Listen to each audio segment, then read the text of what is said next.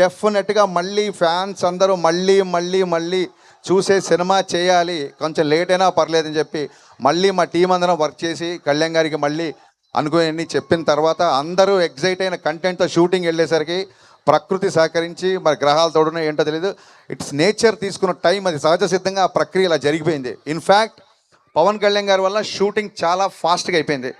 ఆయన మమ్మల్ని ఊపిరి ఆడనివ్వకుండా షూటింగ్ చేశారు.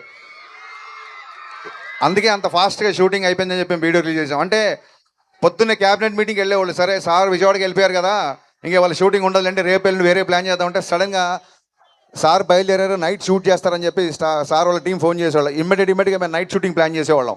అంటే పొద్దునంతా క్యాబినెట్ మీటింగ్ అటెండ్ అయ్యి ఆయన నైట్ ఫ్లైట్కి హైదరాబాద్ వచ్చి మళ్ళీ మార్నింగ్ 3-4 వరకు పనిచేసి జస్ట్ ఇంటికి వెళ్ళి షవర్ చేసి మళ్ళీ ఆయన మంగళగిరి వెళ్ళిపోయిన రోజులు ఉన్నాయి.